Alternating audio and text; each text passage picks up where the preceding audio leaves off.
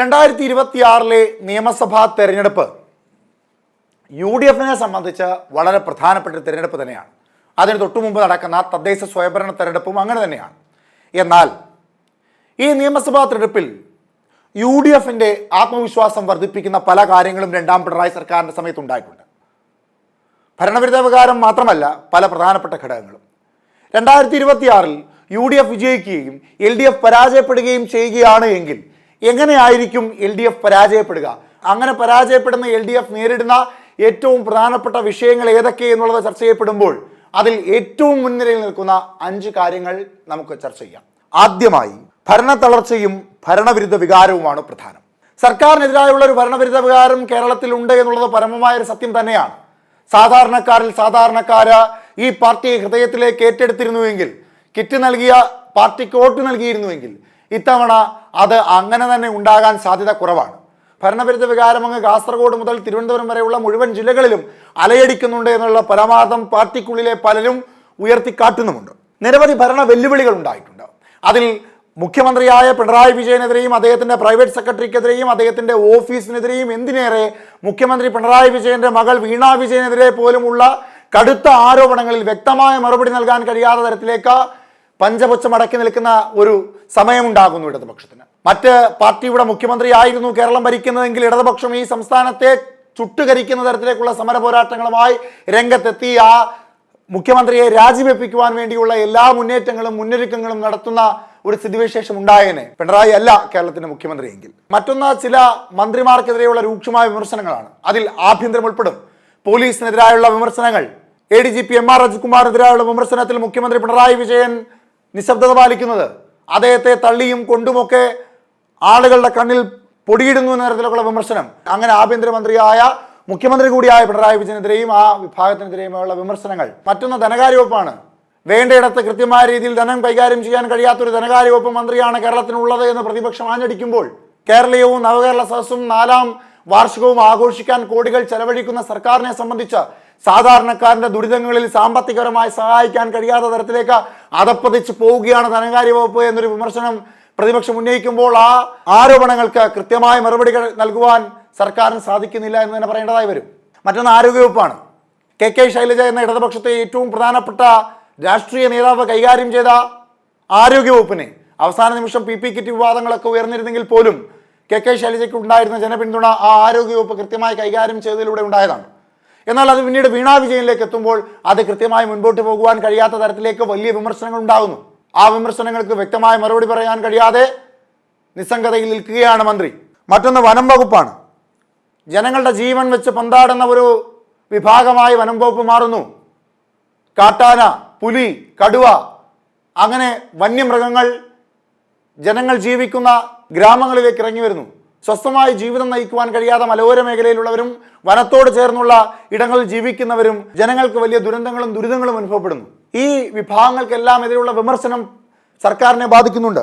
അതുപോലെ മുൻനിര നേതാക്കന്മാർക്കെതിരായുള്ള വിമർശനം, ഏകാധിപത്യത്തിന്റെ സ്വരം ഉയർത്തുന്ന മുഖ്യമന്ത്രി പിണറായി വിജയൻ ആ മുൻനിരയിലുള്ള MP ഗോവിന്ദനെതിരെയും പിണറായി വിജയനെതിരെയും ഉള്ള പ്രകടിപ്പിക്കുവാൻ കഴിയാത്ത അമർഷം മധ്യനിരയിലുള്ള നേതാക്കന്മാർ ഒളിഞ്ഞും തെളിഞ്ഞും ഉദാഹരണങ്ങളിലൂടെ ഒക്കെ പ്രകടിപ്പിക്കുന്ന സ്ഥിതിവിശേഷം ഉണ്ടാകുന്നു. ഇനി രണ്ടാമത്തെ ഘടകം ഉൾപാർട്ടി ചലനാത്മകതയും നേതൃത്വ വിവർത്തനവുമാണ്. അതായത് 2025 മെയ് മാസത്തോടുകൂടി 80 വയസ്സ് പൂർത്തീകരിച്ച പിണറായി വിജയനെ കേന്ദ്ര സംവിധാനത്തിൽ നിലനിന്ന് പോകുന്ന ഒരു ഇടതുപക്ഷ പാർട്ടി, ആ പാർട്ടിയേക്കാൾ മുകളിലേക്ക് ആരെയും വളർത്തിയിട്ടില്ലാത്ത ഇടതുപക്ഷം, ആ ഇടതുപക്ഷം പാർട്ടി സെക്രട്ടറിയേക്കാൾ മുകളിലേക്ക് പിണറായി വിജയനെ വളർത്തുന്നു.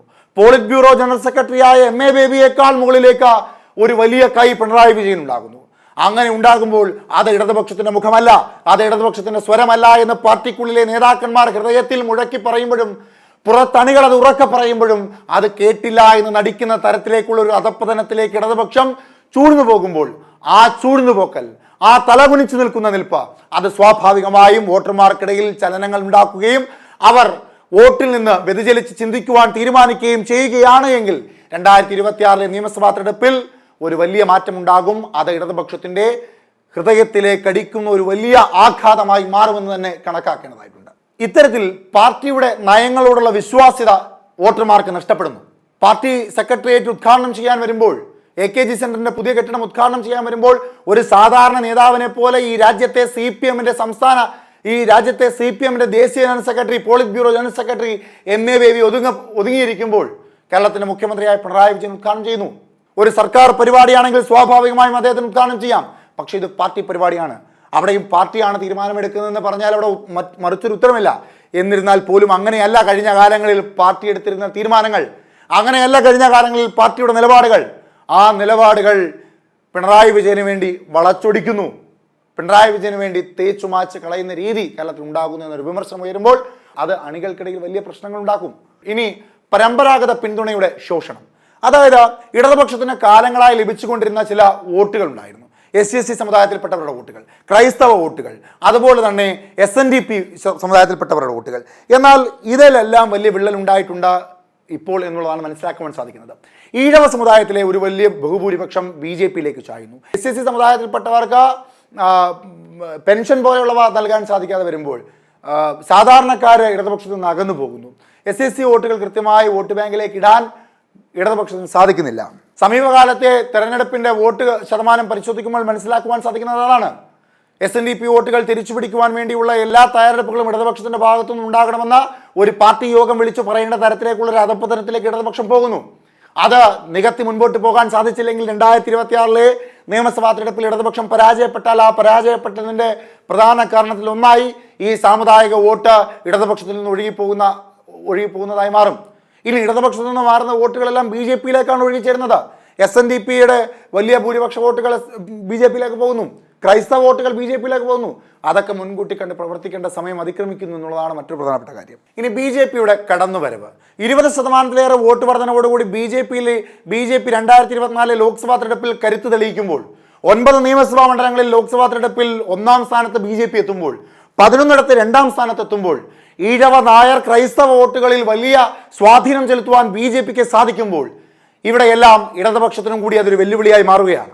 BJPയുടെ രാഷ്ട്രീയ സാന്നിധ്യം ഇടതുപക്ഷത്തെയും കാര്യമായ രീതിയിൽ തന്നെ ബാധിക്കും. നിയമസഭാ തെരഞ്ഞെടുപ്പിൽ 9 മണ്ഡലങ്ങളിൽ ബഹുഭൂരിപക്ഷവും ഇടതുപക്ഷ മണ്ഡലങ്ങളിലാണ് 1-ാം സ്ഥാനത്ത് BJP എത്തിയിട്ടുള്ളത്. ഭരണവിരുദ്ധ വികാരം കാര്യമായ രീതിയിൽ അലയടിക്കുന്ന കേരളത്തിൽ LDFനല്ലാതെ മറ്റാർക്ക് വോട്ട് ചെയ്യണമെന്ന ചോദ്യം ഉയരുമ്പോൾ അവിടെ കോൺഗ്രസിനോടൊപ്പം തന്നെ BJP എന്ന പേരും ഉയർന്നു വരുന്നുണ്ട്. അപ്പോൾ BJPയുടെ കടന്നുവരവ് ഇടതുപക്ഷത്തെ ബാധിച്ചിട്ടുണ്ട് എന്ന് തന്നെ കണക്കാക്കണം. BJP തൃശ്ശൂരിൽ ഒരു നാഴികക്കല്ലിട്ടു. ആ നാഴികക്കല്ല് സ്വാഭാവികമായും ഇടതുപക്ഷത്തെയും ബാധിക്കും. കഴിഞ്ഞ കാലങ്ങളിലെ പോലെ LDF-UDF മത്സരമല്ല കേരളത്തിൽ നടക്കുന്നത്. ത്രികോണ മത്സരമാണ്, ശക്തമായ മത്സരമാണ് എന്ന് ഇതിനോടകം തന്നെ മനസ്സിലാക്കാൻ സാധിക്കുന്നു.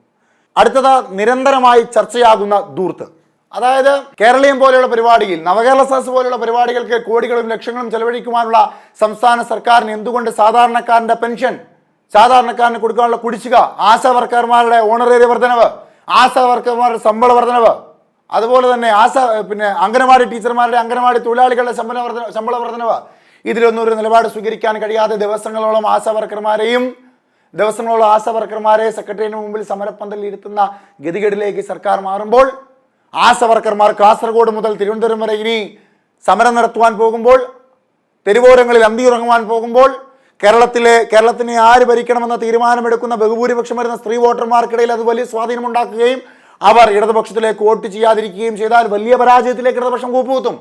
അപ്പോൾ ഈ അനാവശ്യമായ ധൂർത്ത് എന്നത് വലിയ ചർച്ചാ വിഷയമാകുമ്പോൾ അത് ഇങ്ങനെയും പല തലങ്ങളിലേക്ക് പോകും. അത് ഇടതുപക്ഷത്തിനെ ബാധിക്കുക തന്നെ ചെയ്യും എന്നുള്ളതാണ് M5 ന്യൂസിൻ്റെ 2026 നിയമസഭാ തെരഞ്ഞെടുപ്പിൽ LDF പരാജയപ്പെട്ടാൽ ആ പരാജയപ്പെടുന്നതിൻ്റെ പിന്നിലെ പ്രധാനപ്പെട്ട 5 കാരണങ്ങളായി കണ്ടെത്തിയിട്ടുള്ളത്.